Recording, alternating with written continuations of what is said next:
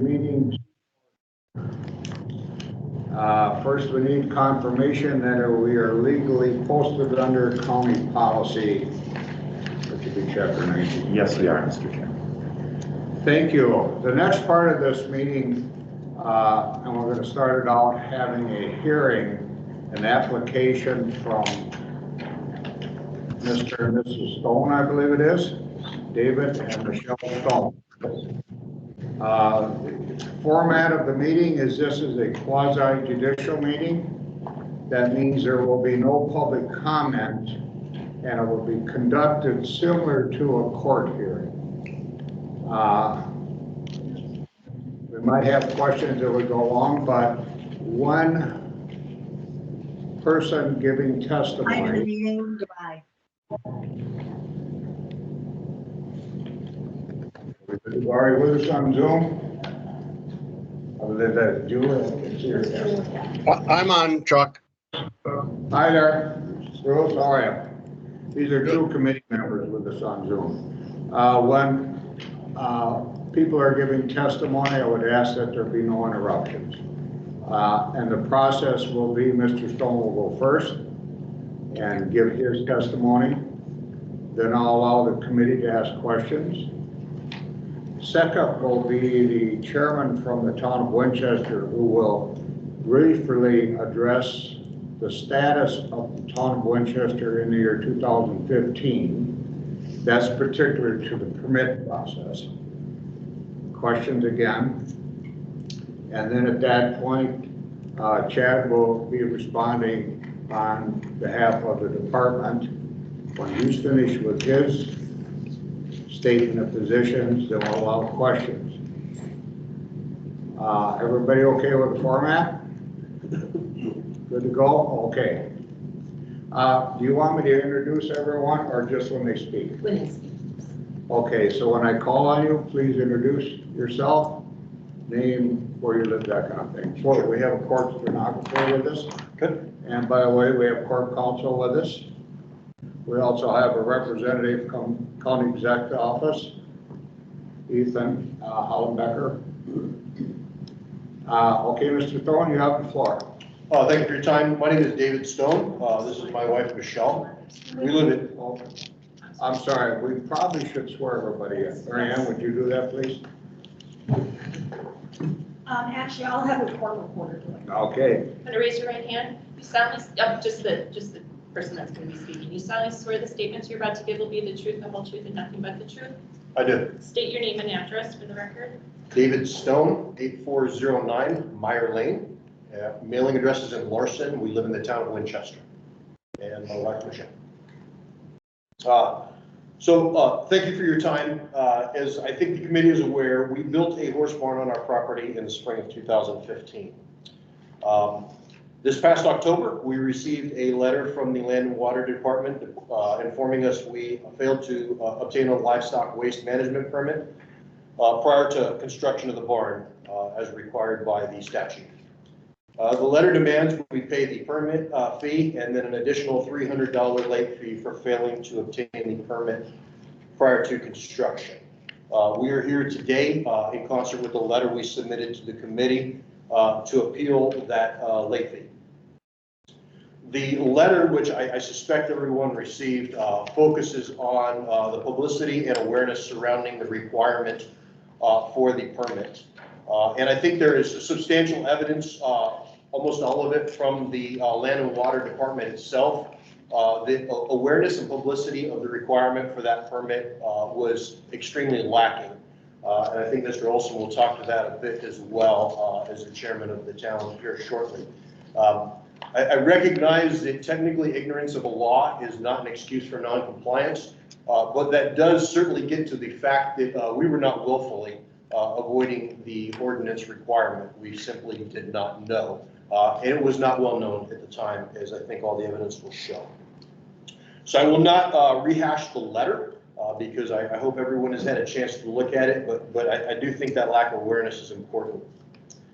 What I do want to address a little more thoroughly today is the timing of the demand for us to pay the late fee. We received the letter from Attorney Mueller telling us that we're in violation of Winnebago County Chapter 13, paragraph 13.10, which says, and I'll curtail this just a little bit, except hereinafter is provided, no person or their agent may construct, reconstruct, enlarge, abandon, close, or substantially alter any livestock waste facility without first obtaining a livestock waste management permit from the department. We have not reconstructed, we did not enlarge, we have not abandoned or closed nor substantially altered our livestock waste facility. The only thing we did was construct it, and that construction happened in the spring of 2015, 8.5 years prior to us receiving the letter telling us we had to pay the late fee along with the permit. If we look at Wisconsin statute, chapter 893, in particular 893.93, paragraph 2 and subparagraph B, the following action shall be commenced 2 years after the cause of action accrues or be barred. So this establishes that statute of limitations. Subparagraph B, any action to recover a forfeiture or penalty imposed by any bylaw, ordinance, or regulation of any town, county, city, or village, or of any corporation or liability company. So that establishes that there's 2 years to recover any forfeiture for a violation of the ordinance. When I talked to Director Casper about the late fee, his initial answer was it's a late fee. It's not a forfeiture or fine. So I asked him, I said, what is the nature of the late fee? In particular, is there any additional cost for processing a permit after the fact? He answered, no, there is not, and specifically told me the purpose of the late fee is to dissuade people from avoiding the ordinance and not obtaining the required permit prior to construction. So in effect, issuing a penalty. Black's Law Dictionary is regarded in the legal community as the gold standard for legal terminology. It is the most widely cited law reference in the country. Black's defines forfeiture as the incurring a liability to pay a definite sum of money as a consequence of violating the provisions of some statute or refusal to comply with some requirement of law. So regardless of what we call it, the explanation that Director Casper gave me for the additional charge as part of the late fee falls very squarely within that. It is required to pay a definite sum of money as a consequence of violating, in this case, 1310, failing to receive our permit prior to construction.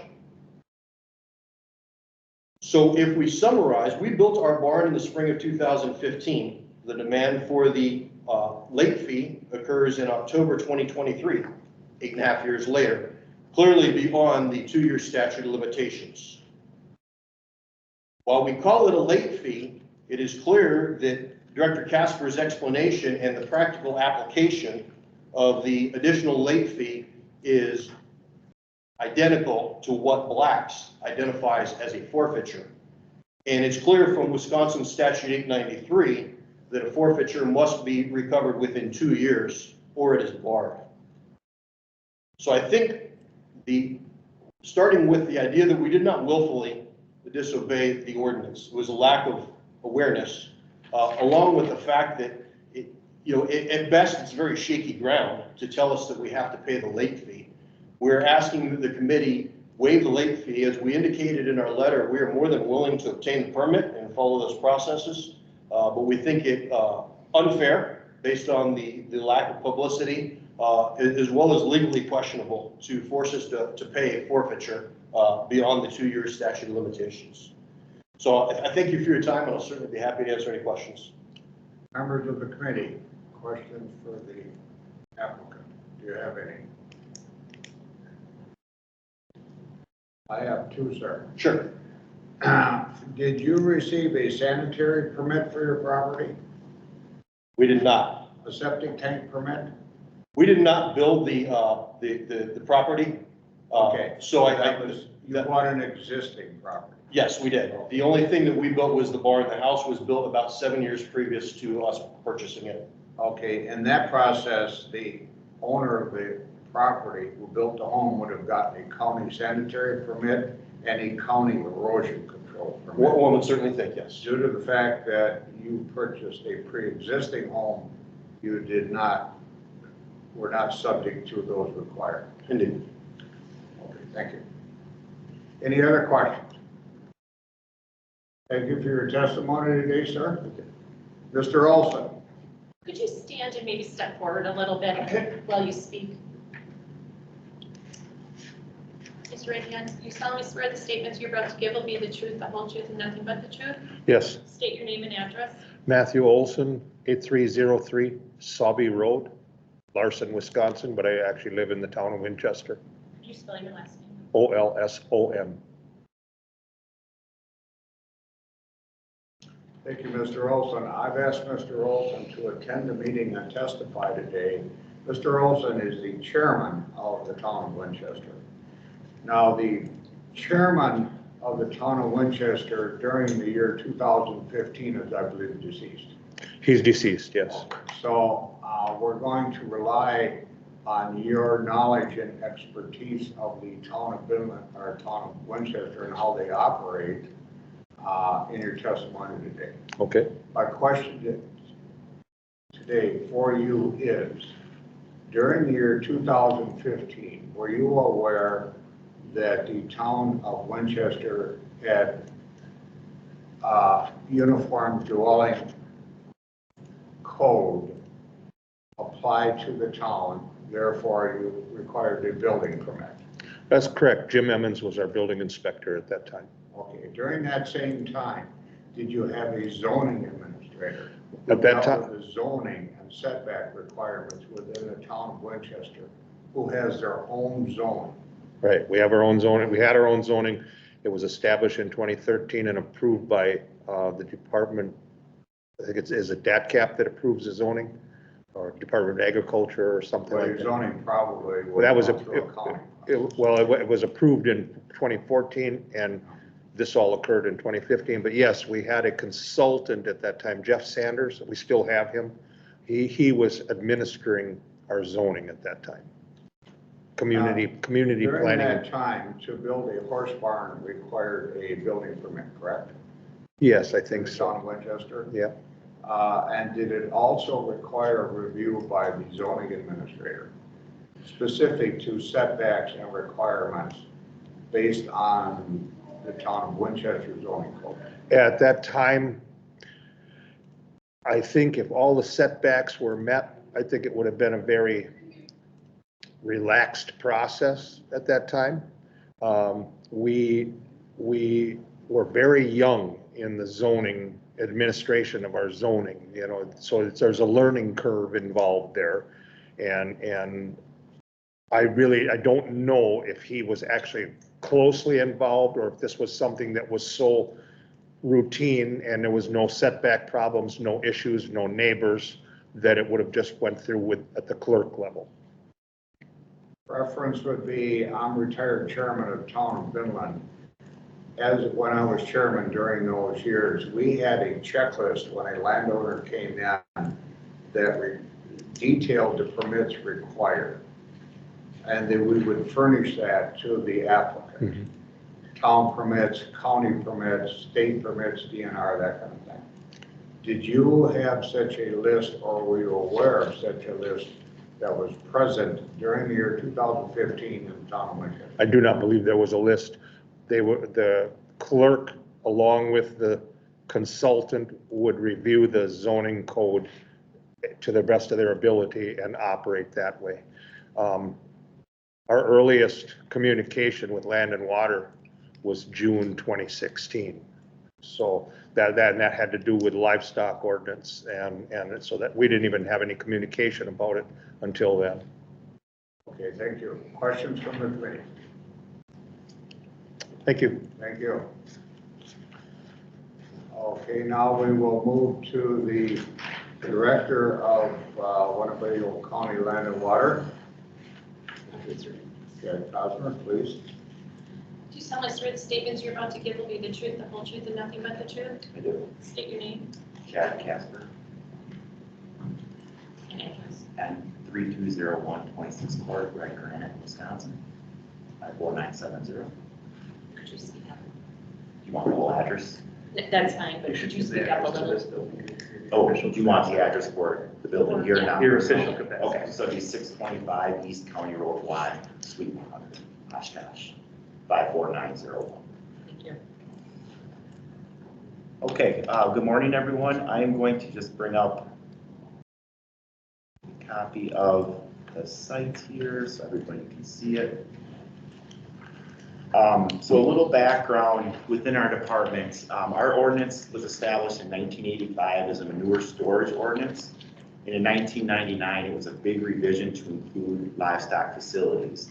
And during that time, our department did a lot of outreach to try and inform the towns, landowners, constituents about this ordinance. So there was outreach done at that time in 2001. And since then, we have done newsletters, we've done outreach to the towns, and we've done the best job that we can, knowing we can't expect the towns to tell these landowners. That's not a requirement. It would be a courtesy for the towns to let these landowners know that a livestock permit is needed. So we're trying to do the best we can within our department. We recently are sending out a letter every single year to the towns, but prior to that, we have done we've looked at the entire county as far as livestock facilities, and we've done a similar approach to what was recently done as far as issuing permits, where we would look 5, 6, 7, 8 years back doing inventories to determine if there's facilities that were built without a permit. So for this one specifically, what had happened is we have a requirement with the DNR for a watershed plan where we had to do a barnyard inventory. And we started in the watershed that Mr. and Mrs. Stone live in, and we're looking at all the barnyards for the inventory for that watershed. And then part of that process was to look at facilities that were built without a permit. And that's how this one was identified. We had 3 after-the-fact permits issued in 2023 through this process, and Stone's would have been the 4th one. So why this was flagged is on the map that you can see here. The horse barn is a 60 by 40 horse barn that houses 2 horses. And then there's an earthen livestock lot that's 5,300 square feet. So we have to permit both of those. They fall under the requirements of the ordinance. The good thing going for them right now is they meet our setbacks. So we can see the wetland to the east, and you can see their well to the north. The fortunate thing is nothing would have to be moved. And that is why we are trying to get the word out, because sooner or later, one of these buildings are going to be built within an area where we're going to have no choice but to remove the building. And that's why we're trying to get the word out, get these facilities permitted. It protects the landowner once they get that permit. If something were to happen, they're covered under that permit. So we've been working really hard to get the word out, and that is why we've taken this approach. The other approach that I've taken is I do have the ability, if we wanted to, for these facilities to cite these properties under Chapter 13.13. And I've chosen not to go the citation route, that we would just issue the permit and an after the fact fee and avoid the citation penalty. I feel like it is a little more difficult for these landowners to know when they put up a new building like this, to know what permit's needed. It's always good to check with your towns, county and state for anything you do regarding a building, but we give them the benefit of the doubt, and we avoid the citation if they're willing to do the permit with the after the fact fee. So that's been the history of the department. Again, we're going back all the way to early 2000, the way we've done it. So nothing has changed with that. It's the way we've been doing it, other than trying to send letters out more often to keep the towns in the lead. You know, there's elections, things change. And like Chairman Barty had spoke, I think a checklist would be a great option for these towns to have it on there to inform landowners. That is all I had. Any questions? Thank you, Chad. Any other testimony from the office? May I ask him a question? Not quite yet, sir. Are there any questions from the committee of Chad? Any comments? I have a question for Chad. This is Bruce. Please identify yourself. Bruce Bone. I'm a chair member. You want to raise your right hand, please? Yep, got her. You solemnly swear the statements you're about to give will be the truth, the whole truth, and nothing but the truth? I do. State your name and address. Bruce Bone, 2578 Mill Run, Amro, Wisconsin.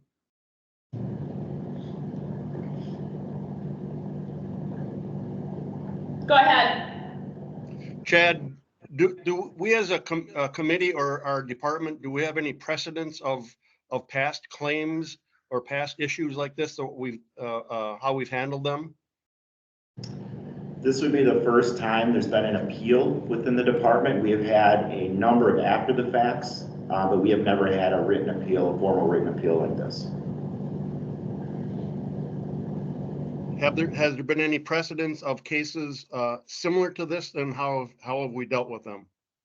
The landowners have come in, like I mentioned, 3 of them were last year for facilities that were built, and they came in and got their permit and paid the after the fact fee. Okay, thank you.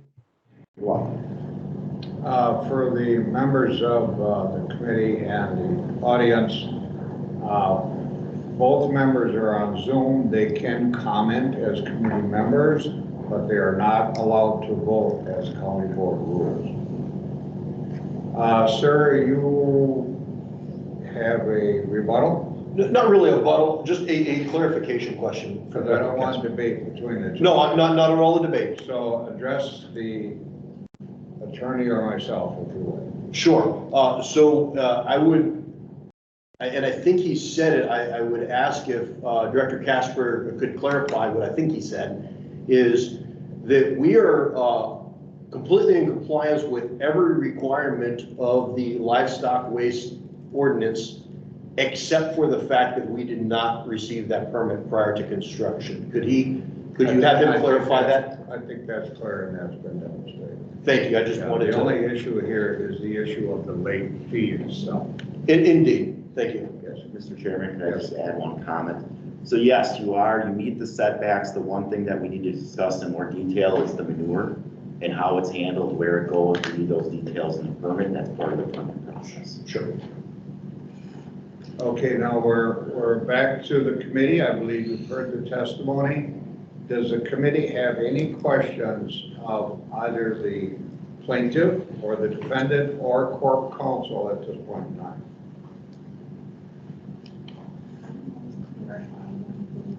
Okay. The chair will recognize the corporation counsel for Winnebago County. Thank you. I just wanted to point out and emphasize that, as has been reflected in Director Casper's testimony, we are not talking about a forfeiture or a penalty.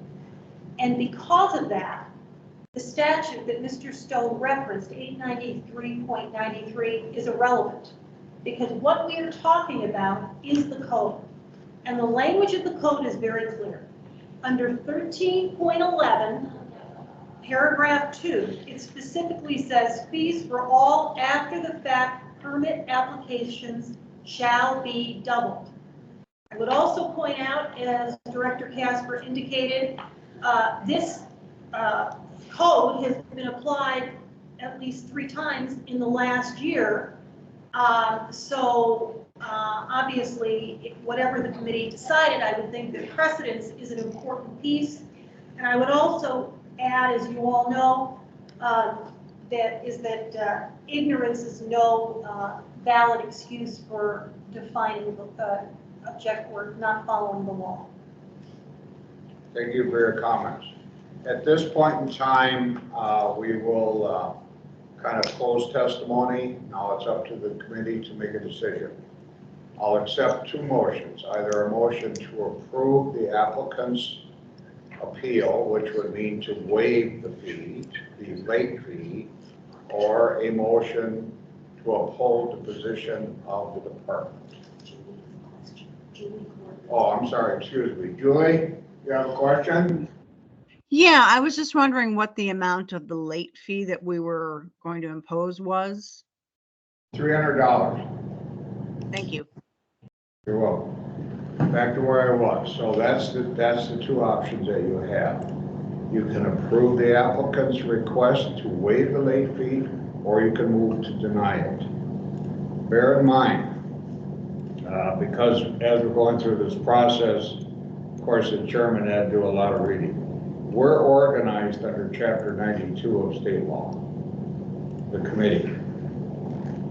When these ordinances come up, 92.11 para 7 clearly indicates an ordinance enacted under this section shall be liberally construed in favor of the county. So bear in mind, if there's any doubt in your mind, that doubt needs to go to the county. Am I quoting that correctly? Yes, let me just verify it. 1 minute. That's why we got lawyers.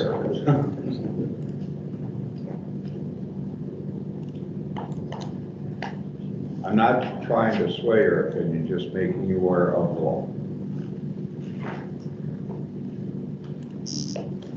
Yes, you were correct. Okay, at this point in time, I will accept the motion.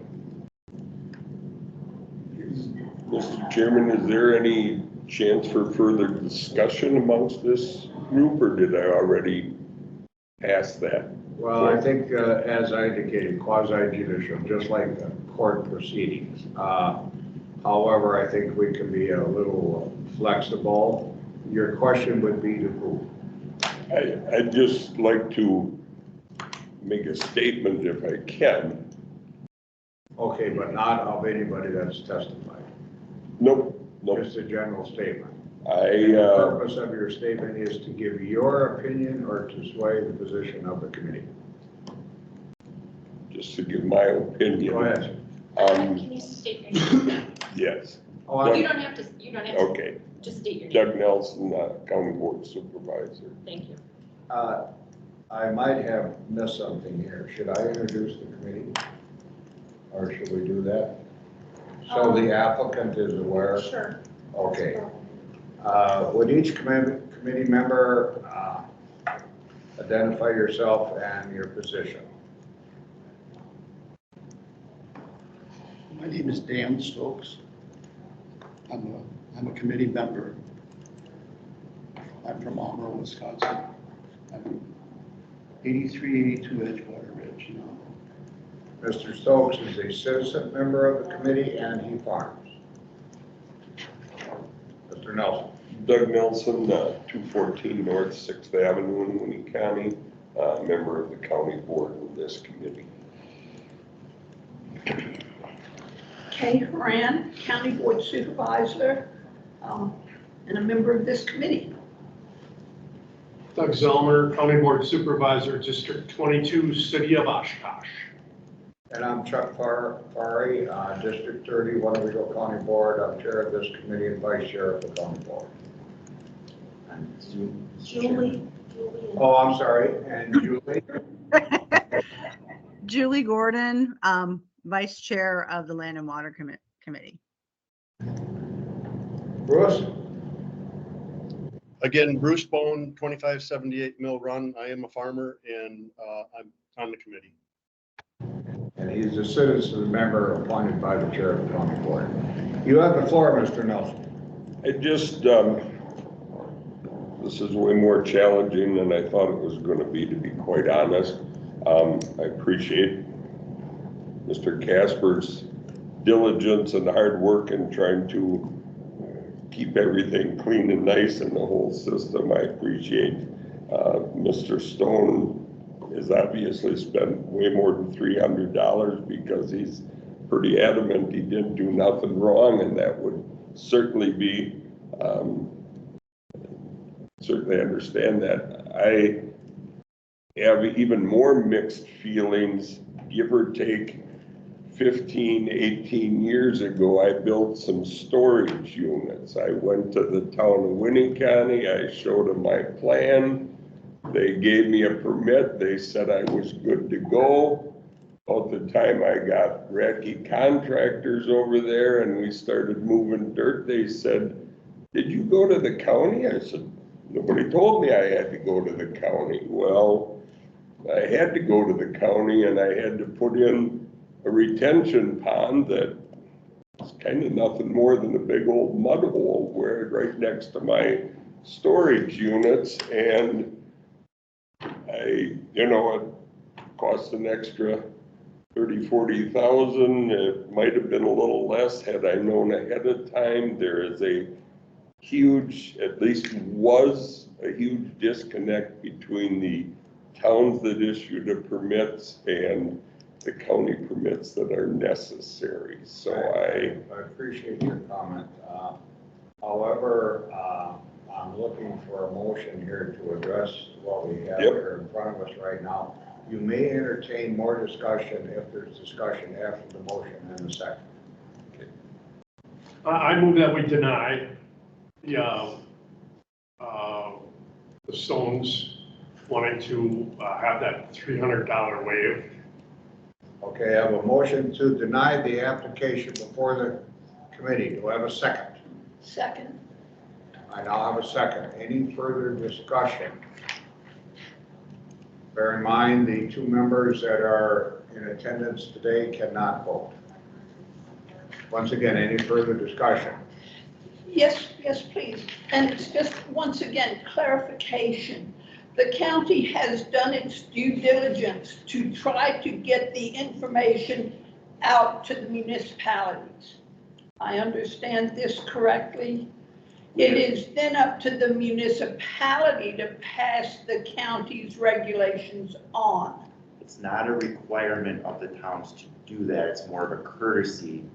But we're trying to get the word out the best we can. And the towns are a great resource because it's where people are going for their building permits. And then they can just ask, is it going to house livestock? And that would trigger them to come to us. So it's a courtesy, but the towns have been pretty good at it. Thank you. Any further discussion? We have a motion on the floor. We have a second to the motion. Can we call the roll, please? Can somebody do that? Or here, I'll do it. Okay, we'll start with Mr. Zelmer. Yes. Aye, obviously. To you introduced deny the it, yeah. motion. Mr. Nelson, Supervisor Nelson. no. Supervisor Haran. Yes, to deny. Supervisor Stokes. No, citizen member Stokes. I'm gonna say no, nay. So we have a tie. And I haven't voted.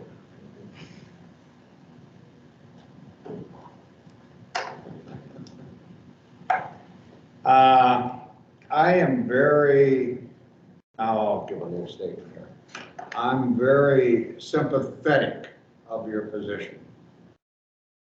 And without Chapter 9211, which I am required under law to follow, I would vote to deny. However, I must, under the law, liberally construe it to the favor of the county. So therefore, I will vote in favor of the motion. The motion to deny is approved on a vote of 3-2. Thank you for your attendance today, and I believe that concludes the hearing, unless there's other thoughts or comments. That part of the committee meeting is completed. We will now move on to the rest of the agenda of the committee meeting itself. Once again, thank you for your attendance.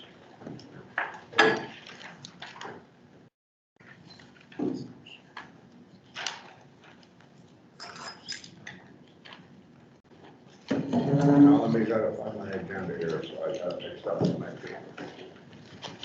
Okay, the next thing on the agenda is public comments, and that's specific to the agenda we have today. Do we have anybody that wishes to speak on Zoom or in attendance? I don't see any. Agency report. Chad, you have the floor, sir. I would be director's report. I know that NRCS was going to come. I think Emily's running to let people know the hearing's over. So they should be coming for the agency report. But if you want me to bump ahead with director's report, I can. Oh, I'm sorry. We don't have anybody here from. They're going to be showing up in a little bit. Okay, we'll go back to that. So we go to the director's report. Okay. sorry for my absence, sir. Thank you for your You're attendance. welcome. I gotta get all my paperwork in order. As we all know, we have lots of papers today, right? Yeah.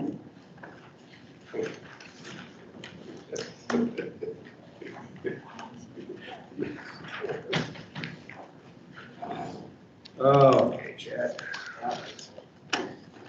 Tell us what's going on. You've got 4 things on the agenda there. All right, so, I'm gonna start out with our nitrogen optimization pilot program. We applied for, actually, we assisted applying for 2 grants, one with Jim Lickey with the producer-led group, the Muddy Bottom Farmers, and then also Jamie Albright, he's a Fox Wolf demo farmer. So we worked with both of them on applying for 2 grants through DADCAT. And basically what that grant does is it helps get field-sized data on nitrogen use. And we're really looking to find the optimum rate to use nitrogen on different soil types, along with different variables when farmers are using manure and cover crops. So we're doing some test plots on these farms. And at the end of the day, we don't want to over apply nitrogen, and this grant is going to help show the optimal use of nitrogen on these farm sites. It's looking promising. We're going to know probably within a week or 2 if those grants are awarded for that. Is the purpose of that to get into and show purpose and cause for regulatory authority? It wouldn't be regulatory. It's more not over applying nitrogen on certain crop fields. So once we identify a farm that's doing that, we would simply notify them? It would just be educational. We'll find out information, and that's how it'll be used. We probably promote it to the demo farm through producer-led, just to educate farmers about I it. raise that question so we don't get into more regulatory issues. Sure. Yep. The other update I have, and it seems crazy, when I first started in this role, I gave a presentation to our state land and water board for our 10-year land and water resource management plan. And we have our 5-year revision coming up in 2025 already. So that will be happening. I'll be presenting to the board, the state board, in June of 2025. So I will keep you all posted on that. It's not as vigorous as a full plan revision. It's just an update to the plan, the 5-year plan. We've had a lot that's happened in the last 5 years, so we'll be able to show a lot of progress with the department here.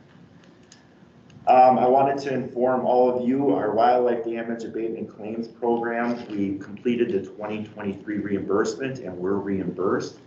However, there was a little glitch with our deer donation program. And what happened was Beck's Meats is our processor for that program. They processed 28 deer for the deer donation program.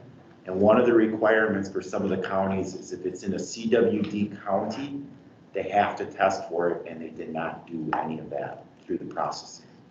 There were 10 deer that we could not pay for through Beck's. So Out of the 28? Out of the 28. We could pay on 18, but 10 of them we couldn't do. It was very clear in the writing, and we worked with them closely to let them know.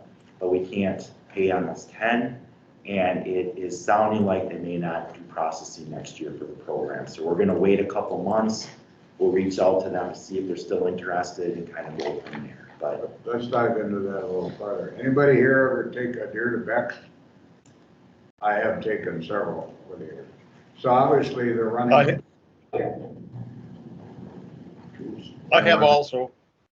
Oh, thanks, Bruce. I'm sorry, you're on the back side of me here, so I can't see you. So if he does come up, somebody help me if you would. During that process, what is required to test the deer? Do they have to hold up their process? Does the DNR person have to be there? I honestly don't know. Because if I was running a business, I would not stop my process because of some request. Yeah, I don't know if they keep part of the carcass to get tested or how that process is done. I can find out. Yeah. Honestly. About the head. I think it's something that The they. head is what required So stuff. they'd have to They gotta send the head set in up to all the get heads it and tested. save out of the 28 heads sitting here in the pile for somebody to come in and test it. That's my thought. Yes, I'm thinking the same thing. So we're getting into how practical that is for guys running these business to achieve that. And we certainly don't want to lose them. They're only one providing this service, so. Yeah.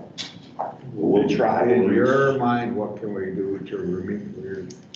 We're gonna reach out to them, and we're gonna let the dust settle, reach out to them in a couple months and then assess at that point. And if they're willing to at that point, great. If not, then I may come to committee to, maybe there's a better approach we can take, but we're going to try.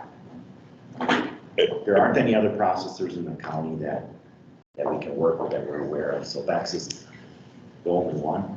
Have you, that Pine River processing changed hands now? Have you ever approached them? It's not in Winnebago County, so that would be Washera County. Yeah, nobody's gonna run their deer over there. No, that's, well, the most of us go either here or Kimberly, right? A lot of people go up there. And I believe for the average person, you take it there, you can have the head sampled, you pick up your meat, you put it in the freezer. If it comes back CWD, it's in the freezer. For them, they've got to store 28 deer in the freezer until all of the heads come back. I think the storage is the problem. You can't send it to the food pantry until you know for sure. I agree. Now, the advantage of Bex, I mean, if you happen to shoot a deer on a Sunday and they're not open, they have a semi-trailer. Yep, throw it in, put your name on it. You can just take your deer over there, open the door and put it in there to preserve it, so. Do you know if you get your own meat back at Bex or no? What's that? Do you get your own meat back? Oh, at yeah. Bex? Yep. Okay. Yeah. I know Absolutely. some of them don't. You just- Another really big advantage. Yeah. Right. So I did speak to USDA and I was seeing if there was any wiggle room to get them paid, and I see and understand their position. If they give it to a pantry and something were to happen with CWD, that's a liability, and I totally get it. So it's just gonna have to. What's the option of the department and at the direction of the committee to pay them? I don't know whether, I mean, we'd have to get money in their budget. We don't have that. You could request, I don't think it'd be over 40,000, but you could request the P&F committee approve a contingency fund used for How much settled. money are we talking? $1,000 probably. It's about 100 a year. A deer, so you're talking a little over. $1,000. Yeah, so we could analyze Chad's budget for some relief. He doesn't have it. The committee could request P&F to a contingency. We run a tight budget, Yeah, so. I have to say it, Chuck. I out of have to some- say we can review it and then. Some and then- contingency fund perhaps. Yeah, $1,000 contingency fund request. If I put it on the agenda for our last meeting next month, maybe we could have a little discussion and give direction to the director of the department specific to P&F approval. Does that help out a little bit? Chuck, if you wanted to do it this month, all we would need to, before the end of session, all we would need is a bunch of head bobs, and then we would put in the report to P&F that the commission request, through consensus rather than an actual vote, through You're saying discussion. right now? Yeah, you wouldn't vote on it, you would just, Agenda item, yeah, but you could say, we would look at this, and then we could put it on the agenda and see if P&F wants to do that, without a vote. Yet you can do that, Mary Ann, because what we would do is the P&F committee controls the contingency fund use. We would say to the P&F committee that you had a discussion, and through discussion, it was implied that you wanted to go get contingency fund use so that we could pay Bex quicker. Otherwise, we would wait till June before we could get it approved by P&F. So it could fall under the director's report because he raised it. But I would say you as chair would need to show up at P&F. Right. And make a statement. I can't do that because at the same time as this. We would put it in the report and we would make it work. So if it's the pleasure through consensus to figure out if the issue with Bex is financial, and you wanted to go get the contingency fund use, we could do that in April. We do it frequently without votes of the committee. But if it's a different issue, then we can't obviously, if it's not a money issue, it's a different issue, the money won't solve that. Or, so the next P&F meeting is April 4th, right? That's the first Thursday? Right, and they're only taking action items. I don't think they're doing resolutions. So I was gonna say, if you wanted, you could then somehow meet between now and April 4th, this committee, and have it as a specific item if that would make you feel more comfortable. or as Ethan Well, why said. can't we just meet on April 4th, put it on the agenda, if the committee approves it, then send it to P and F? It would be a new session. Can we send that from the last session to the new session? It would be a similar conundrum, because technically committee reports stop at the session. So we would have to go to P and F out of order and say it was a recommendation of the previous committee to do it. Or we could go to P and F and say it was a consensus of the committee that if it was a financial issue for Bex, go get the money and pay them through county money. Okay, what's the time frame of that? And I assume there are no big. I don't think there's a time frame. I mean, would you? So they want to get paid to continue it next fall. I would need to explore. It's either they're frustrated they didn't get paid or frustrated with the process with DNR and Avis. Okay, let's get that clarified, because I assume Bex is not gonna close up because of $1,000 here. So we could address this during the next term. Yep. Depending on who's on this committee, who chairs it, that kind of stuff, that'll all come forward in April. But for discussion's sake right now, that is a concern. Hopefully that'll carry over into the next term and to the new committee. Everybody good with that? All right, that was the last thing on your, that's for some discussion. I have a couple more quick things. So just a reminder, we're meeting in meeting room D in April, so that's gonna switch until November. So that's right, you can come right through our department and it's right there. So, Well, or you can go, or you can go through the hallway. yeah, the door where you go into FSA, right there. Just go in that door, we'll have it open and you walk right down the hall, it's on your right. Thanks, I was trying to do something. Okay, sorry. So the last comment I had was we filled our grant soil health specialist position, and we have Eric Bertrand right here. So we hired him. He came from the private world, and he's going to be filling that role for the Climate Smart Grant and enrolling farmers in soil health initiatives. So Eric, if you could just give a little background on where you came from and introduce yourself. Yeah. So about the last 15 and a half years, I worked in private sector as an agronomist. Got my CCA license in 2015. Still haven't yet, obviously. So my background was in, I worked for a cooperative and had a contingency of about 25 growers that I worked with. Plus I managed our liquid fertilizer facility there. Did all the dispatching for our applicators. And we were also a hub for other locations to come and pick up liquid fertilizer from us. And then it got distributed throughout the cooperative. So I had been there for about 15 and a half years. And just had a baby girl about exactly 9 months ago today. So that was a little bit of the incentive to look for something with a little bit more regular hours. So a little better work-life balance with things. So yeah, so looking forward to it. Yeah, so Eric will be part of, there's going to be about 8 other counties that are hiring similar positions. So there'll be a team working together on the higher level of that grant. It's about $8 million that's coming into the region for these efforts. So Eric will be a part of that, and I welcome him to the team. And just our team is growing, and we have a lot of good things going within the department. You left out the most important part. What did you name the little girl? My little girl's name is Riley. Cool. That is all I have for announcements. Thank you, Chad. Next thing is committee's chairs. I just want to remind you of a meeting that's coming up. I assume you all got an email, April 15th. That's being put on here by DADCAP. Would highly recommend you attend that meeting if you're available. A lot of good information on that, I think, including ordinances. So might want to attend it. That's all I have for a report. Anybody have questions of myself? Mr. Chairman, I don't think we approved the minutes. Oh, I'm sorry, we're. That was just what I was gonna say, Chad. So let's get the minutes done. Do I have a motion to approve the minutes? So moved. Second. Discussion? Hearing none, all in favor, say aye. Aye. Opposed? Motion carries unanimously. We also did not do agency reports.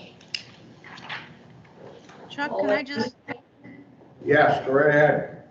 oh, I have to bug out at 10, but I just wanted to let you know that I can't stay a lot past that. Okay, thank you. NRCS, the feds are with us. How you doing today? Careful what you say. So there's some new faces here. Can introduce myself. I'm Lynn Solcheski. I'm the district conservationist covering Winnebago and Ottawa counties.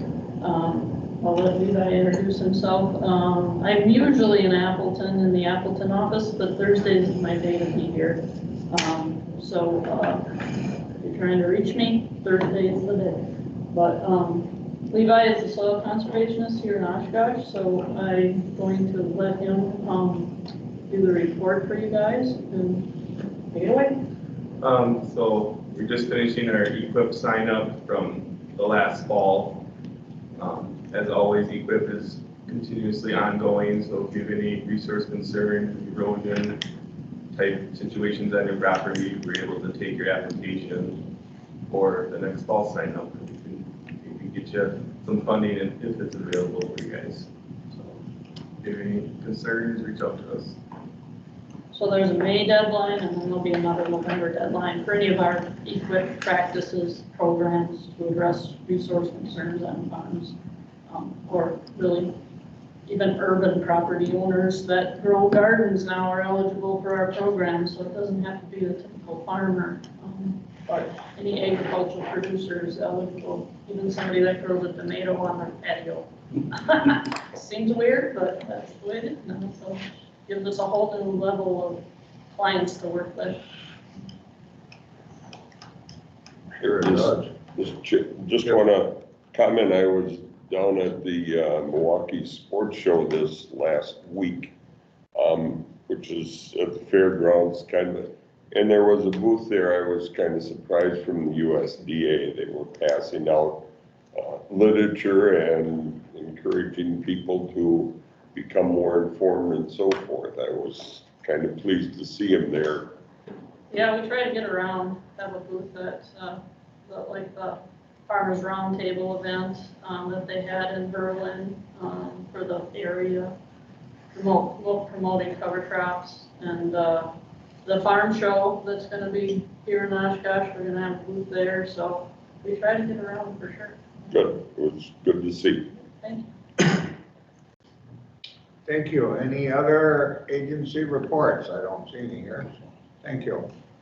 We will, you did have a comment? Okay. Okay, then we will move on to the business side, which is on the back page. Report on the use of biologicals on cropland, and this is specific to the minutes and the Wildy Farm, am I correct? We will not discuss Wildy Farms. I didn't think that was part of this. Okay. I can tell you a pinch about your company, but that's about it. Okay. I just wanted to give you an introduction into what biological products are. This started with Turn around here. Okay. This started with Chuck talking about the Wildy Farms and how they had made some changes from your basic commercial fertilizer to agrivantage products. I don't want to get specifically into, oh, thank you, good idea. I don't specifically want to get into any specific company. There are too many of them. There are way too many products out there for me to try to discuss and tell you what is good and what is not. And I also am not an expert on biologicals, so I didn't feel that I wanted to discuss companies per se. My objective here is just to talk about what a biological product is. I think most of us have already been addressed with them sometime in our life. We've all heard of probiotics. The farmers all know that if you want a good hay crop or soybeans, generally you'd want to inoculate them, and it would be with a biological product, which is usually a rhizobium, which is a bacteria. I have to hold this thing in. I am sorry, I'm going to tell you right now, I have a tendency to, I'm a clicker. So when I get excited, I start clicking forward. So if I get too far ahead, I'm trying to turn it off, come back. You want me to run it? No. Just tell me when to do it. I just know that how I happen to get excited when I walk in, so. The main thing about biologicals is they're derived from living organisms and natural materials. They're used to enhance crop growth, improve soil fertility, manage pests and diseases, and promote sustainability farming practices. It's kind of the same thing we do in our probiotics with our gut health. There are many different types of biologicals, and you'll hear biologicals, microbials, organics, and it's a very confusing world because each one of those words is used differently at different times, but in a sense, they are all also used interchangeably. So those are words that we will hear a lot about in the future, and main thing I'm going to say about all of them is read the label. So a biological fertilizer, that is a substance that contains living microbes. There are foliar sprays that we see being put on in a lot of crops. Those generally are not microbials. Those are generally a fertilizer. Microbials are a natural aspect. They colonize the crop root zone. They work inside the plant. They actually will work with the symbiosis in the soils and work with nitrogen fixation, solubilizing phosphorus, which is one of the problems we do have, is that phosphorus remains in its unusable form, and that's where we lose it into our environment. So having it solubilizing for the plant is better. Microorganisms also help restore the nutrient cycle. I just want to state that overall, humans as a general, we do not understand the soil biome. It has been a very, very large research in the last 5 to 10 years, and it's amazing the things we're finding and learning from the soil. It never was an area that we really researched before, so it's fascinating the things that we're finding in the soil and how we can use them. There are get all those words going. There are micro and biological products that actually have been turned into medications, and I think we're going to see a lot more of those in the future.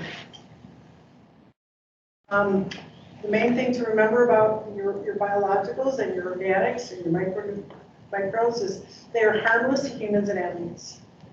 They are slower to release the nutrients. They are not created by humans. They are long-term sustainability, and they improve the soil structure and promote healthy microbial activity. We have the biofertilizers, and these are just ways that you can apply a biofertilizer.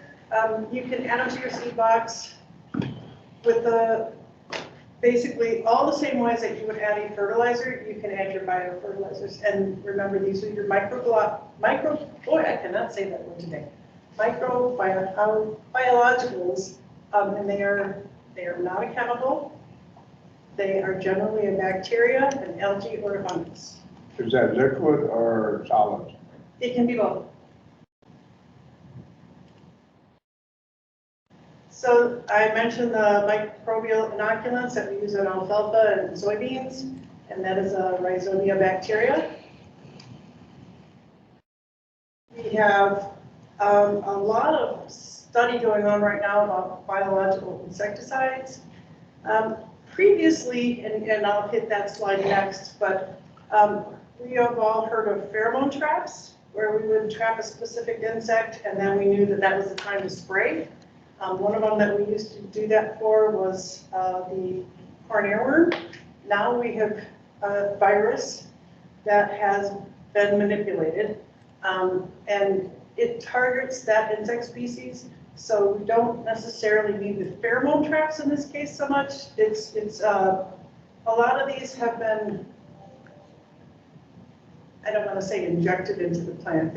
I don't know how the genome of the corn plant works, but it is part of one of the traits that they have tried to create in the plant is to attract that virus into that environment. This is a little potato plant. I think if anybody grows potatoes, which we don't over here, but we do on the other side of the state, they have a lot of problems with disease, and they spray a lot of fungicide.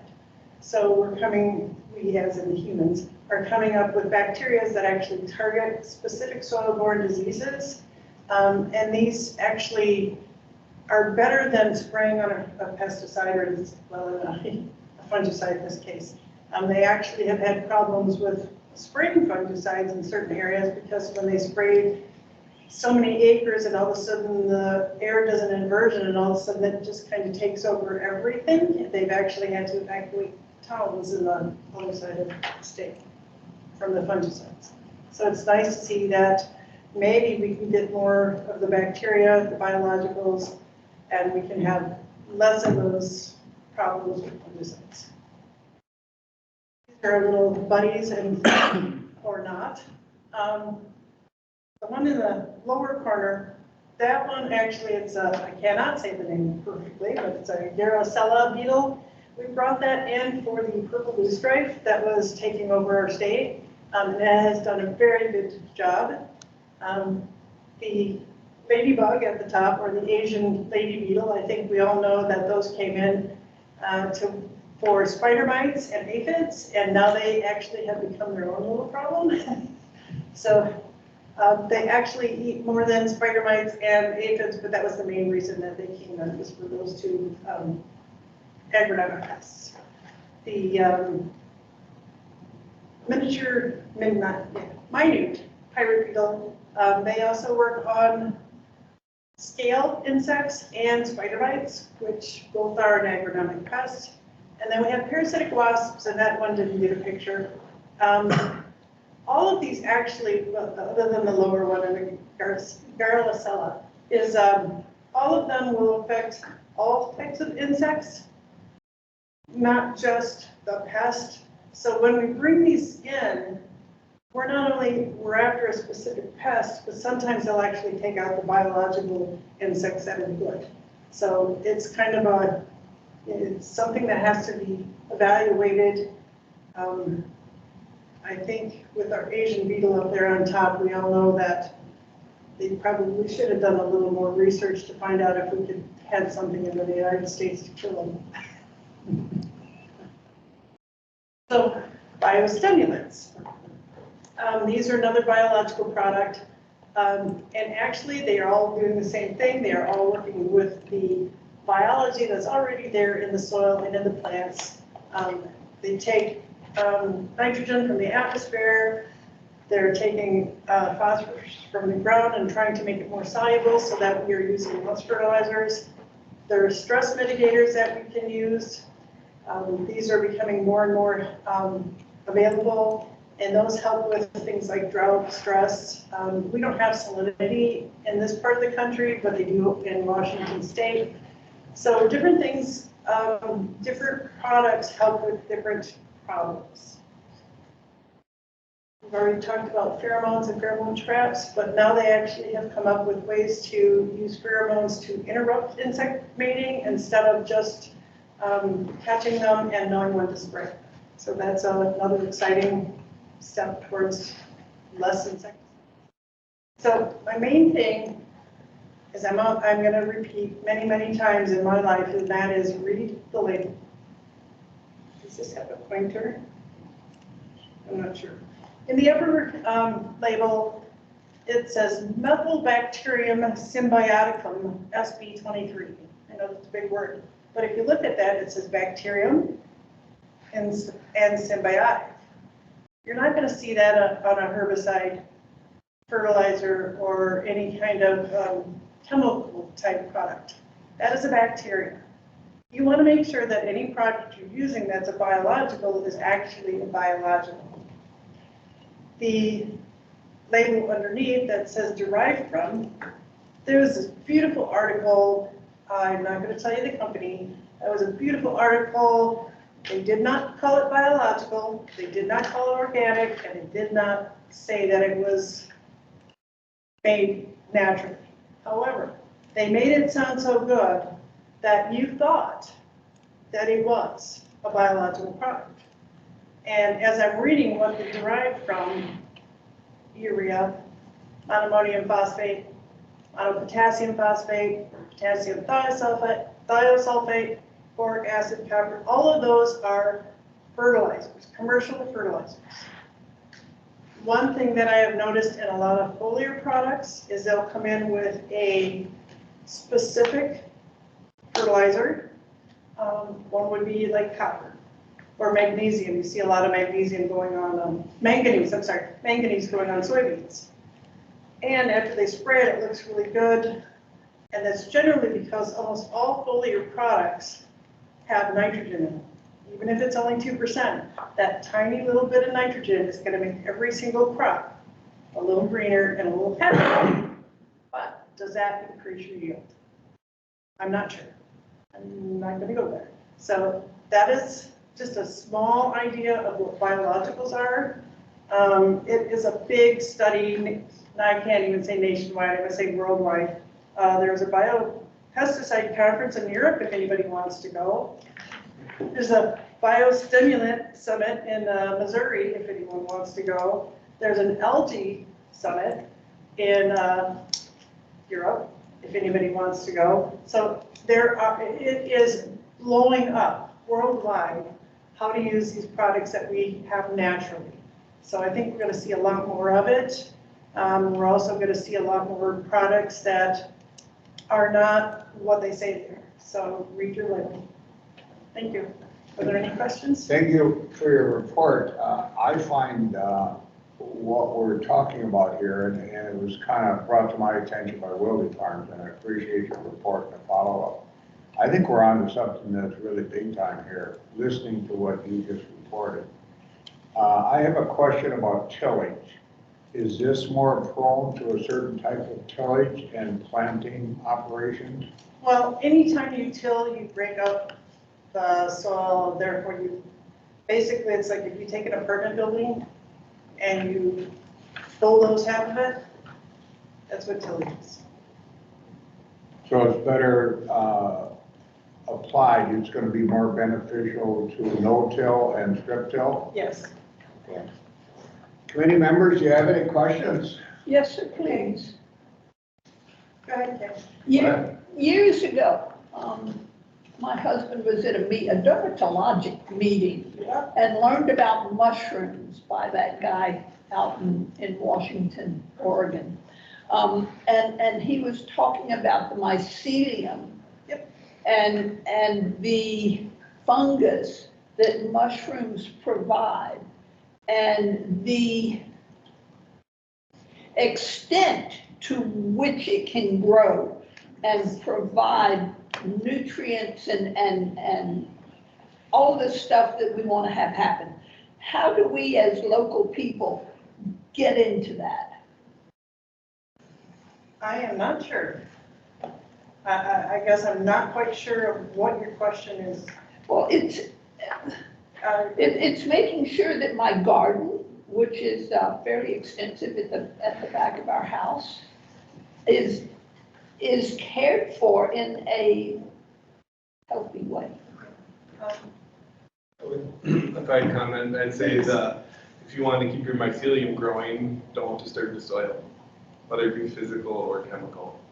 As soon as you take any type of tillage, whether it be a fork or a big machinery, you destroy that mycelium network, and it takes time to respond to that network to connect again. So literally just take a trowel? No, I'm saying don't use anything. Don't you? But how do you plant? Yeah, that would be, just dig the spot where you need to plant the seed and leave everything else undisturbed is what will protect that. ecosystem within the soil. The more disturbance you do, the more you're destroying is kind of what Jim was getting at, bulldozing down half a building, you know, in the soil, you're bulldozing through the living The network. network there that's in the soil at the, you know, Get my everything that's chopstick. created in there. And you're just. And go down and. That's. And the using idea. something like newspapers and cardboard, those disintegrate. And so that actually is a great way, in specifically in a garden, obviously, it's like we're in a farm field. But I mean, that's a great way for weed control in a garden. Thank you. It's interesting because I've got mushrooms growing around the raised beds. Awesome. Yeah, thank you. Any other questions from the committee? I just gotta say, I gotta agree with you, Sheila. The biologicals, there's a lot of different places that are promoting them. Yes. And if you don't read the label really close, there can be 3 different companies tell you 3 different results from the same product. And each one that sells that product, when you go to the meeting, it's the best, but when you start sifting it out, it's the same product in all 3. Yeah, yeah. Or it's very And I'm close. very conservative when it comes to what farmers do. And my philosophy has always been, if you want to try something, I'm not going to stop anybody from trying it, or try it on a strip, or try it on half a field. Small scale. Yeah, don't go full farm. You might find out that you have just lost everything, so. Bruce, do you have any questions? I think some of the technology's been around for a long time. I don't think it's new. But yeah, you just have to look at everything and just make a decision. A lot of times it boils down to economic sense. Well, I agree with the economic side of it. The production side, obviously very important to those that make a living from farming. But what I'm picking up on is in your presentation, which is very well done, thank you. It depletes pollutants, in this case phosphorus in particular, within the soil. And that's what this whole conservation thing is about. That's what MS4s is about. That's what the impaired Lake Winnebago is about. So this might be another tool in the toolbox to reduce pollution, which is what has been our focus, water quality, going forward. In fact, it might be a major part of it going forward. But I'm sensing that the issue is it's being tested by farmers. They're spending a lot of money to make changes here, but they're also going to need to see the results. And that we don't know, right? That's kind of where we are. But that goes, unfortunately, that part goes back to the different companies. You have to do your research with any product, and all these biologicals, there are really good ones out there, and people know which ones are really good, and then there are new ones coming because there is so much research right now that we're learning more. And then there are some products that are just plain cuckoo dust. So. Perhaps we need to toughen up our requirements under the law to identify products. I really appreciate it, yes. Do you know, I mean, when you say we're doing research, you're talking about UW Extension basically in Wisconsin Worldwide. and worldwide, but like UW Extension, that's why like for NRCS, we're not necessarily promoting any of these biologics. There's maybe these biochar added soil additives that might be on the forefront here soon. And I don't know if that's within what you're speaking of, but. Basically, it's a biological product, yeah. And I don't know a lot about them, but I think from our standpoint, for us to promote them or really encourage people to do them, within USDA and RCS anyway, we have to have the university extension UW doing the studies and proving that it really, these particular things are successful, really do what they're supposed to do. And not just like, you apply it and yeah, you might get a little improvement, but did it really do what it was supposed to do? Is it really doing what it says it's doing in the soil? All those things, and the cost can be pretty prohibitive, and whether it's really beneficial or not. So your reference as NRCS is they don't have a program to actually fund the establishment of this Applications of these materials. on the farm. Correct. However, is it now before UW-Madison, for study, state of Wisconsin, are Oh, they? they've been, yes, the university system has been working in biologicals probably for 10 years. And no conclusions yet? Well, there are more fungi in the world than there are, there's more in my hand than there are people probably in, The whole world. yeah, the whole world. Yeah, teaspoon, there's more microbes in there than there are people. So it depends on which specific study and what they're studying, and every day they find new things in the soil. So I think, what we've had previously to what we will be going into, I think is monumental. Large, Yes. right? Mhm. Well, let's hope they focus on it more, because what I'm picking up on is this is a very conservation, proactive approach to address concerns. Yep. So, would you agree, Chad, as director of the department? Yeah, it definitely looks that way, and I'd be interested to see as more studies are done with the Yes. section to get the results, and then with that, if programs get developed because of that, if there is value, I could see cost sharing or something. Oh, yeah, this could be a big deal. So perhaps we're on the horizon of something big here coming down the road. Okay, What is glaring at me is life. It is, we're talking about life. And it's very exciting because I tend to think that when we think about life, it's related to humans. No, this is life. And it's very exciting. It is. yes, sir. I'm just gonna say, I think, that, if we can get the soil healthy, it doesn't necessarily respond in yield right away, but if we keep the soil more healthy, it's gonna do better for everything. For the crops and for the nitrates and for leaching. It'll conserve. The biggest thing with improved soil health is better infiltration. Nutrition. So the water goes into the soil, and as soon as you do tillage, it impacts that. It reduces the amount of infiltration that can occur. So all of that is related. So using the natural world to benefit all of us when it comes to growing crops and, fertilizer to be more effective and all these things, and the nutrients to be recycled out of the soil rather than having to apply everything, all of that's related and definitely a good thing. It also makes the nutrient density in a crop like a tomato. It increases the density, nutrient density of tomato, for example. Yeah.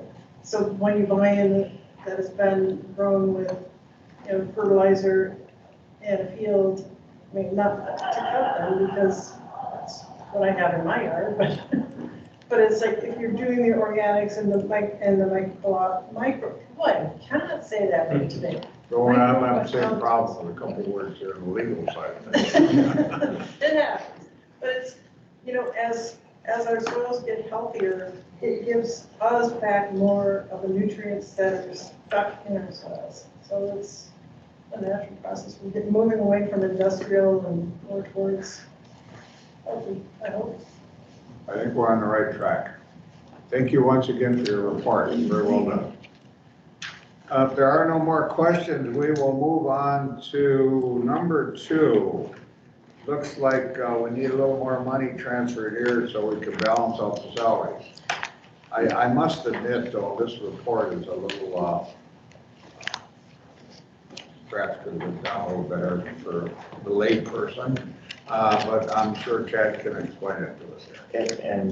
So a little background, this is from the study that was done for staff wages and the money that was set aside in 2023 for the reslots for the positions.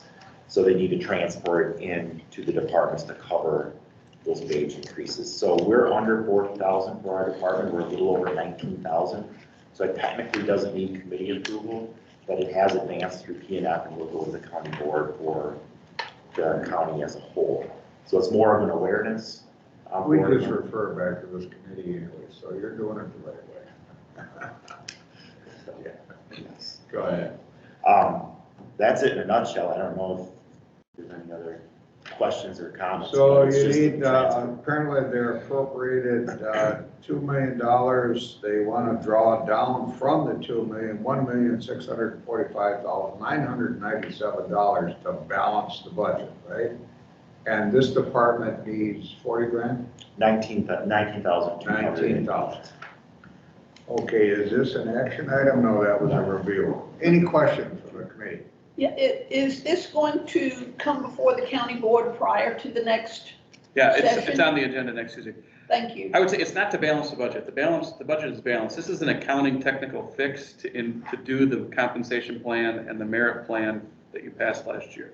So the board had passed the $2 million. It's not new in the 23 budget.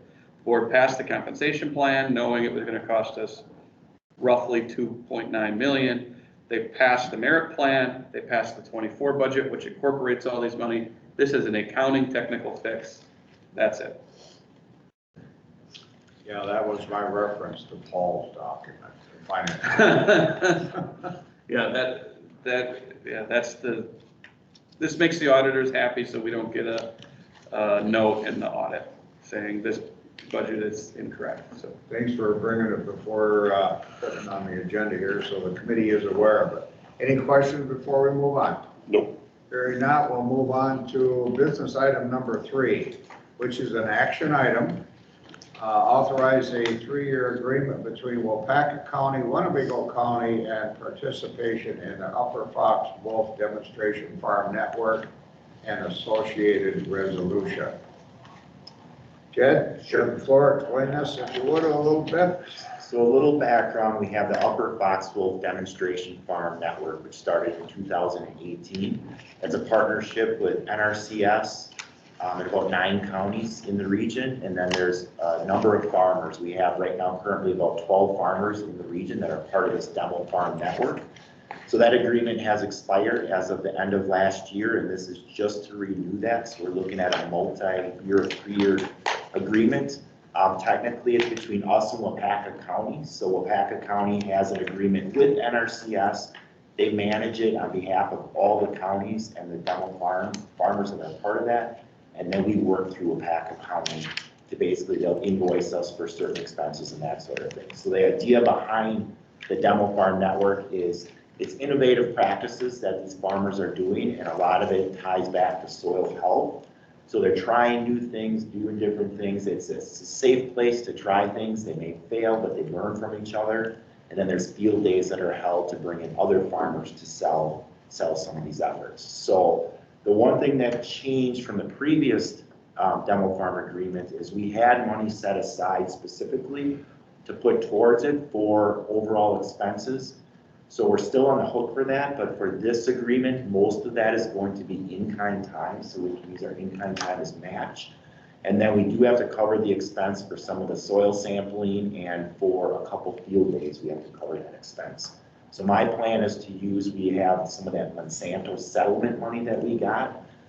This goes towards efforts to educate farmers and in the end to help reduce pollutants within the county. So we do have some money set aside. It's not going to be that much, maybe $1,000 a year for that, and the rest will be in-kind match with our staff time.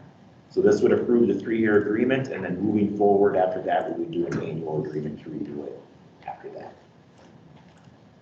Do I have a motion from the committee? So This is a moved. resolution to be forwarded to the county board. Second it. A motion and a second. Any further discussion? Hearing none, all in favor of the motion, say aye. Aye. Opposed? Hearing none, the motion carries unanimously. Okay, the next thing we have is number 4, action item.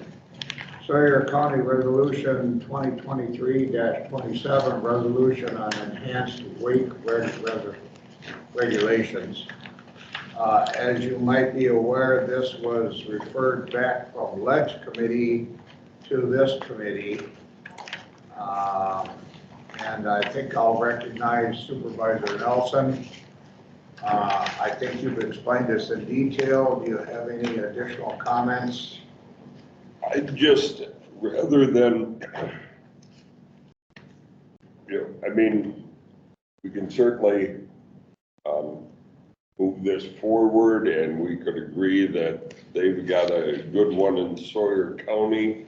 I don't believe that. I think it's more restrictive than what we might be able to get through in Winnebago County. I've seen an awful lot of resolutions, and the majority of them are 500 feet and 20 feet. 20 feet would allow some use, 20 foot deep, would allow some use in Lake Winnebago. It might be a form of a little bit of compromise. My thought would be that this committee needs to produce a resolution that works for Winnebago County and move that resolution forward. The little bit that I see, and maybe I always look at the negative or whatever, what I see, the state tried to pass a resolution that said 200 feet from the shoreline, which is a joke. Absolutely does nothing to address the problem. And I think if they pass that, my understanding is the county can't make anything more restrictive. I believe we have to act, come up with a resolution that works for us, and I think the more simple we can make it, the better. And if it's, you can only use it in areas that are more than 20 feet deep. 20 feet seems to be the number I've seen on several resolutions, and 500 feet from a shoreline pretty much limits them to the middle of Lake Winnebago, where they can still operate and the rest of us can go about our lives. What I've seen and heard is that backwash or force or thrust, whatever you call it, will go down up to 17 feet is the number I see. And to allow them in 5, 7, 12 feet of water to be stirring up that bottom, I maintain that one wake boat can do more damage in a season than we can accomplish in a whole year of cover crops and rain gardens and shrubs and everything. I think it's absolutely imperative that this committee comes up with a resolution that works for us, and we do our damnedest to get it through the county board. Let me respond to that. First of all, I think your comments dovetail the amendment to the bill by Representative Jock, is it? Okay. So I suggest to the committee the options might be to refer this resolution from Sawyer County back to Ledge Committee, which is on the 25th of this month, I believe. We'll have that on the agenda with basically no opinion, right? Well, let me follow up, because I think between now, today's the 14th and the 25th, you need to draft your own resolution with your points of view, working with Marianne here, to bring before the Ledge Committee. Then the Ledge Committee will have the option of approving or disapproving, or approving and disapproving your resolution. Will that work for you? Well, there's multiple things happening here. So What Supervisor Nelson's actually asking for is an ordinance that the county enforce regulation on the lake as far as boat matters. I don't know that this county has any ordinances related to how we operate boats. So what we'll do for the May meeting, probably starting in this committee, and it would probably have to go potentially to another committee, is work with Supervisor Nelson on an enforcement ordinance, and we'll check the legal review. There are lakes in the state. Typically, there's PRDs, preservation districts around them that have those ordinances. But there's a multitude of lakes that, based on the depth and they don't allow skiing. So there is precedent. We'll look into whether or not counties have that. And so that's a separate thing that we can bring. They have lake districts. An established Typically, lake, that's a whole different category. Yeah, typically ordinances related to lake boating is done by a PRD. Yeah. There is some precedent that municipalities will regulate skiing on lakes that have issues with depth issues. If there's a state law enabling that ordinance. And that's what we're gonna say, we're gonna check. The That's state where law is a you little goofy. Sometimes it mentions the counties can do it, and sometimes it mentions that they were not mentioned. So it'll depend on the definition. So we'll work with Supervisor Nelson on drafting an ordinance to come back in May. The other thing that's happening in the legislature, the manufacturers are attempting to preempt outright any type of ordinance related to that. And that's what Sawyer County and Douglas and Green Lake. You mean any type of a bill? So the resolution in effect that's before you today is opposing preemption of regulation by the county. The feats and things don't really matter, that'll be negotiated in a bill. If Winnebago County prefers to regulate it locally for whatever fits for our bodies of water, Winnebago will toss aside, because I'm sure the sheriff's office will say, we're not gonna even enforce it. It's too hard to tell when we're in Winnebago County and when we're not in Winnebago County. But for the Wolf River and the Lake Winneconne and Lake Poygan and the Fox, wholly, with the exception of part of Poygan, wholly in the county, there is probably some ordinance that could be drafted. The problem is if Senator Felskowski's bill passes as is, it would be a complete preemption, and that's the bill that they're opposing. I haven't talked to Senator Felskowski in a while about this, but the bill did not pass this session, and there's 3 competing bills at different things. And so if the body recommends, and because you have an action, if you would like to recommend that the legislative consider opposing preemption, or you could say we oppose preemption below or above such feet. So I don't remember what map Chad put in the packet, but we did have GIS look at the different things. And if you look at your packet, the 200 feet does nothing in the system, with the exception of parts of the Wolf River would be illegal, which is where there is problems right now with danger. So that actually is good, but the 200 feet and even the 400 feet wouldn't exactly cover the Poygan and Winneconne lakes. So again, 2 options. One, I've heard from Supervisor Nelson, he wants to work on an ordinance that regulates this. We have a lot of research to do on that. The second thing, the resolution before you is opposing the preemption if the legislature would choose to do that. That is a different matter, and I think based on what Supervisor Nelson wants to do, the county taking a position opposing preemption would be a fine thing to do. So Can you explain preemption? yeah, it bans us from doing that ordinance. Oh, okay. Yeah, so the state says you cannot do that ordinance that you're suggesting. Okay. That's what the bill before the legislature would have done. And that's why Sawyer County, Douglas County, and Green Lake County oppose it. Have you talked to any land? Did they have ordinances in those counties that would get preempted? I don't know. Okay, so that's part of the research we would have to do to see. Typically these ordinances that I've seen in the 5 or 6 counties that I worked with in the legislature or worked at in, typically the preservation district, those are the people on your side, are the preservation district people. And then municipalities regulate skiing on small lakes.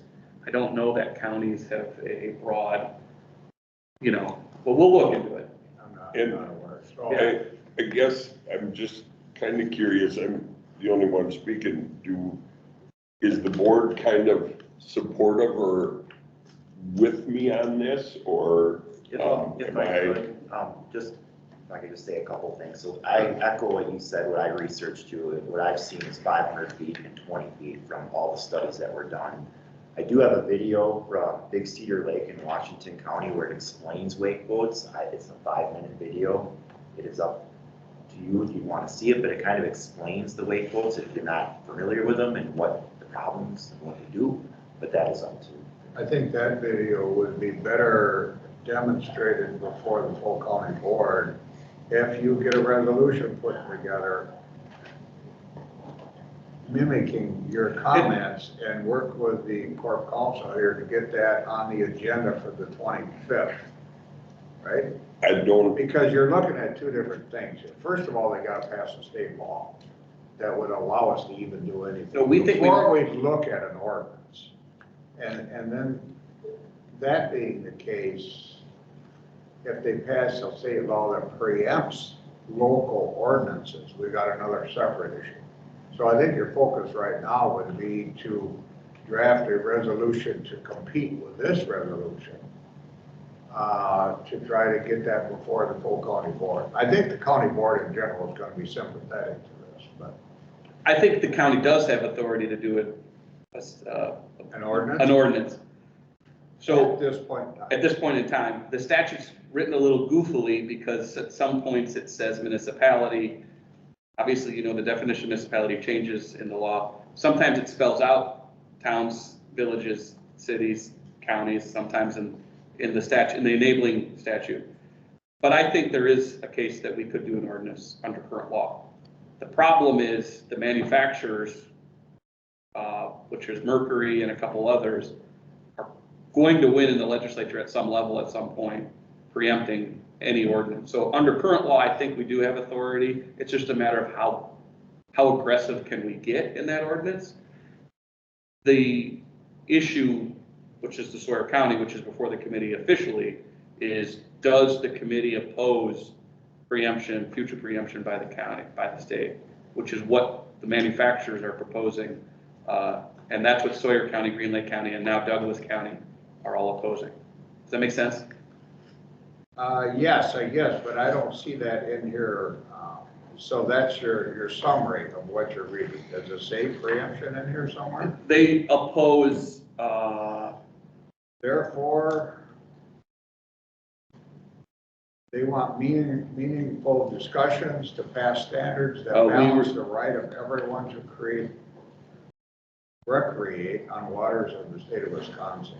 so it's line 18. Wisconsin local governments deserve local control to set their own standards beyond minimums of at least 700. But this is a resolution, this is not an ordinance. Right, so check, it's line 18 is where they're getting at the preemption of the bill. The bill language Okay. that all right, caused this all right, resolution yes. is a preemption bill. Line 18 is where they address that. So in this Green Lake case- was more point blank. So in this case, we're actually looking at approving this. Correct. Sawyer County and forward it to the ledge committee. Correct. The follow-up will be the ordinance. Correct. Gotcha. I would make a motion that we approve this resolution and send it on to the legislative committee. I have a motion on the floor. Do I have a second? I'll second And a second. Discussion.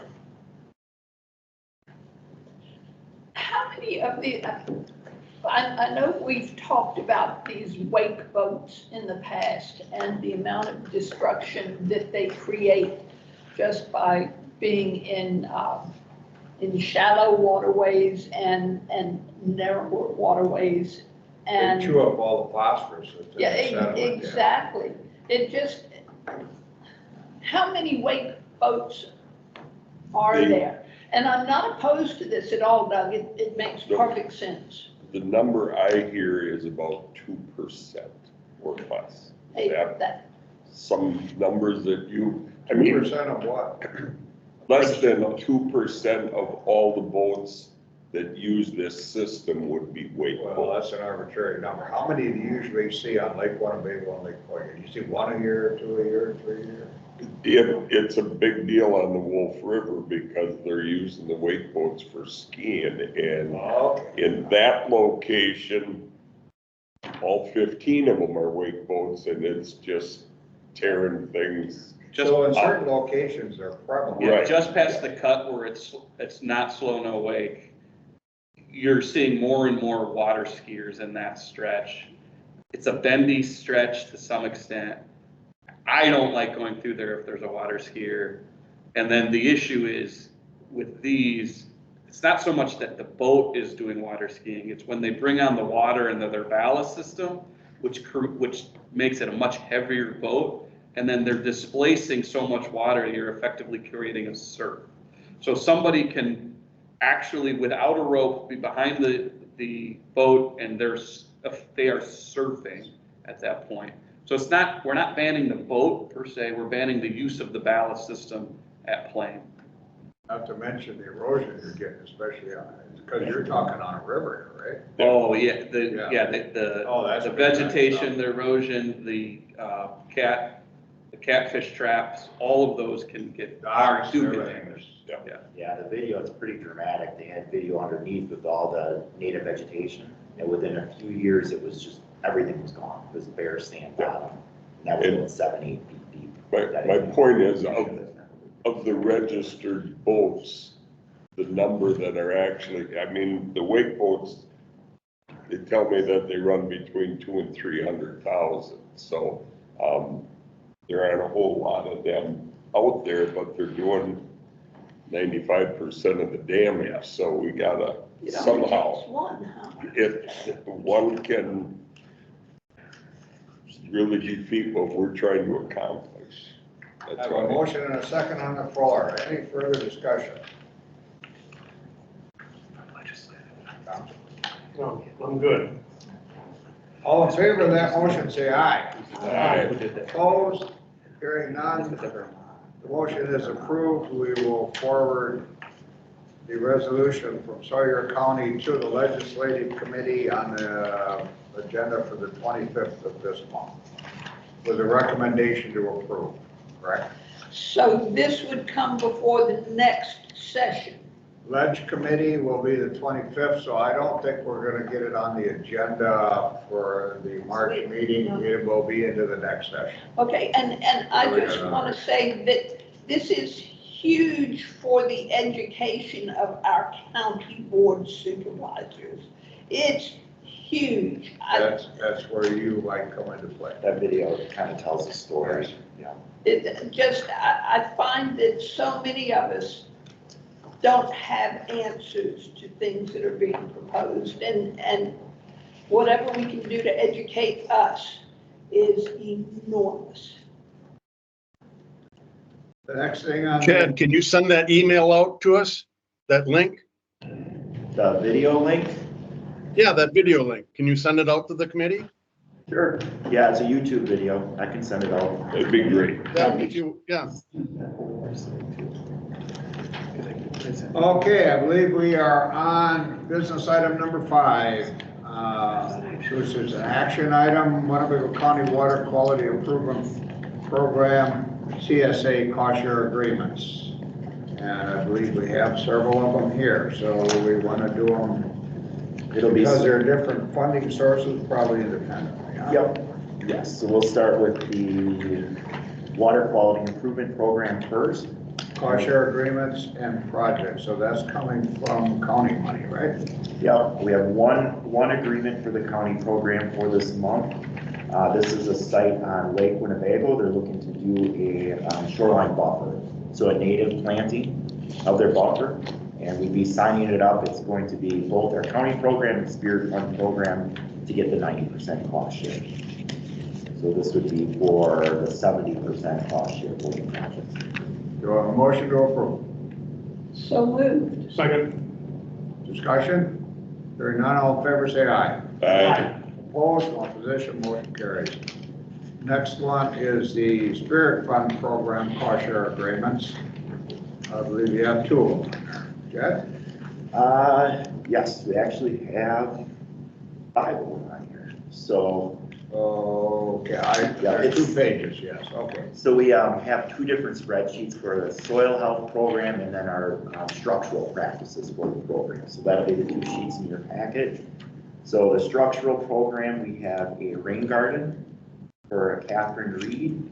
And then you'll see the Hoppy project, that's the one you just approved. That would be for the other 20% of the project for that shoreline restoration. And then on the other sheet would be our soil health. We have a farmer that came in and he's signing up 3 contracts. Again, we have a 100-acre maximum for that program. So the total of all these acres is close to 100 acres, and that would be for the farmer's Lidell Hefty. And that's going to total about $28,200 for those contracts. And that would be for 3 years of no-till and cover crops.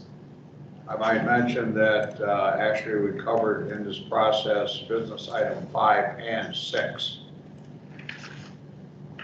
Do I have a motion to approve as submitted? So moved. Second. I have a motion and a second. Any further discussion? Hearing none, all in favor of the motion, say aye. Aye. Opposed, no opposition, the motion carries. We'll now move on to number 7, is simply reviewing the project lists that have been presented. We have 1, 2, 3, 4, 5, what, 4 in there? Yes, and I'm doing it a little bit differently. So I'll start with the front, and then on the back, you're going to see some additional practices. So I'm just including the soft practices for the committee as well. We've never done that before. So that would be nutrient management, farmers, no-till, cover crops, that sort of thing. So it just reflects the soft practices. But I'll start on the front sheet here. The first one is the one you just approved for the shoreline buffer on Lake Winnebago for Hoppy. Ledge Rock Dairy, that's a larger farmer. That's the Pefke farm that we signed up for the soil health initiatives. He put in a pretty big manure pit back in, if I had to guess, 2005, 2006, and he is going to get rid of his livestock. So we're going to be probably abandoning that pit. So that will be happening in 2025. We're anticipating that. So what happens with that is we're going to break up the concrete. We make sure there isn't any leaching under that concrete with manure. If there is, we remove that soil. We spread it according to a nutrient management plan, and then we seal the pit closed. And that dovetails right into the next farmer, another medium-sized farmer, Charlie Overton. He's also getting rid of his livestock, so that will be another manure pit that we're looking to abandon. Possibly this year, if not 2025, we'll look at abandoning that pit as well. So 2 larger size facilities that we'd be getting abandoned in the county. And then the last one, the Thompson project, is a waterway and a wascot that would be done this year. So those are the hard practices for new ones in the last month. And then if you flip over, again, I would think you guys hopefully all see value in this. We're going to start to show you as we sign contracts for soft practices. So what was highlighted here are the contracts you just approved with Lidell Pefke for cover crops and no-till. And then Larry Reamer, he wants to do our soil health challenge. So that's through our county program. Again, that's the 20 acres they commit for 6 years of cover crops and no-till. So he gets a payment. It starts out at $50 an acre, and if he sticks with it for 6 years, the payment goes up to $150 an acre. And then they agree to having field days and education events on the farm to promote soil health initiatives. So that will be coming in contract probably in the next month or 2 for that. Thank you. Chad, any questions, Chad? Yeah, just one question. The Charlie Overton one, is that relatively close to the lake? So that Very one's close, yeah. Yes. pretty darn critical to get that one right, I would think. Yes, it's very close to a wetland and very close to Lake Beautiful.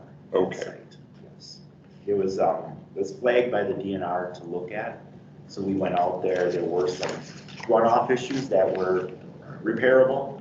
So we were working with them to fix that, and then they informed us they're just going to get rid of the livestock they were planning.